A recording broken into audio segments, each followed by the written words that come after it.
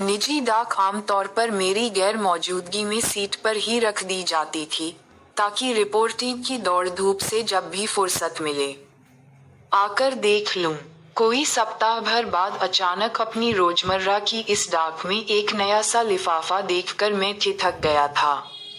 पत्र की लिखावट भी नई सी लगी। लिफाफे के ऊपरी सिरे पर व्यक्तिगत जैसा कुछ लिखा था, लेकिन उस पर भेजने वाले का नाम पता दर्ज नहीं था। रोज की दैनिक डाक को छोड़कर पहले उसी को खोलकर पढ़ने की जिज्ञासा हुई। यह एक पेज का छोटा सा पत्र था, जिसमें उस आयोजन के दौरान हुई मुलाकात पर अपनी खुशी का इजहार किया गया था।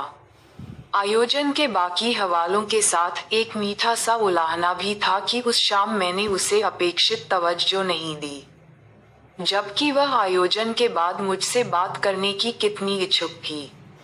पत्र से ये भी जाना कि वह मुझे पहले से जानती है, मेरी कविताएं और लेख पढ़ती रही है और मेरे लिखे को पसंद करती है।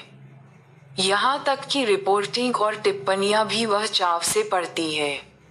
मैंने ये भी गौर किया कि उसके लिखने में कहीं कोई मन बहलाव या व्यंग्य नहीं था, बल्कि मेरे प्रति एक अनजाना सा सम्मान का भाव था, जो सुखद लगा। आखिर में बस यही आग्रह था कि कभी वह अपने लिखे पर मेरी राय लेना चाहे, तो मैं थोड़ा समय उसके लिए जरूर निकालूं। मैंने उसी वक्त उसके पत्र का संक्षिप्त सा उत्तर भेजते हुए यही आग्रह किया कि वह आयोजन की उस मुलाकात और व्यस्तता को सहजता से ले। उस भीड़ में शायद उतना ही मिलना और बात कर पाना संभव था। ये भी आश्वस्त किया कि अगली बार जब भी आना होगा, उससे मिलकर वह शिकायत जरूर दूर की जाएगी।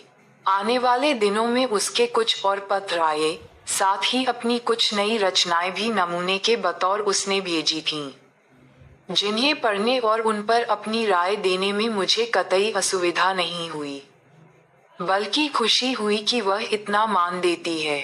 मैंने यह बात खासतौर से गौर की कि अपनी आरंभिक रचनाओं में थोड़े कच्चेपन के बावजूद उसके लेखन में निरंतर निखार आता गया था और उसकी रचनाशीलता में एक नया उन्मेष था।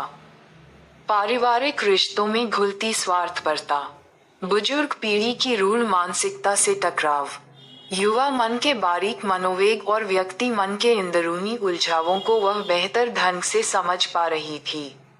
उसकी भाषा और बयानगी अपनी उम्र के लोगों से नितांत अलग थी।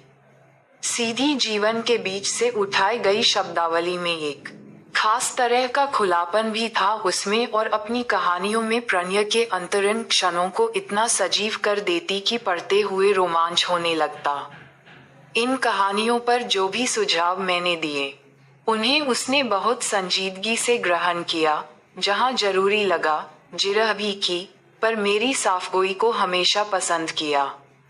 इस तरह हमारे बीच संवाद और विचार विनिमय का जो सिलसिला शुरू हुआ, वह उत्तरोत्तर और गहरा और आत्मीय होता चला गया।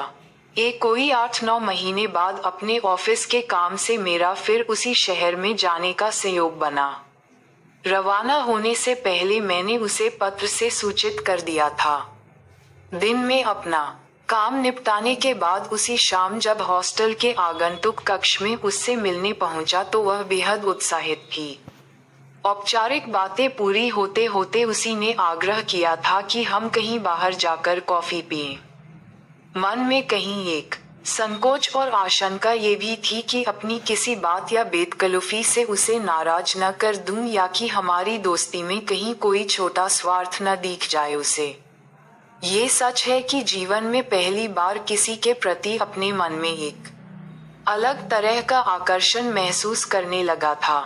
कहीं इस बात की आशंका भी थी कि मेरी यह जो बनावरहित जीवन शैली और देशज मानसिक बुनावट है, वह कई बार नफासत पसंद लोगों के अनुकूल नहीं भी होती।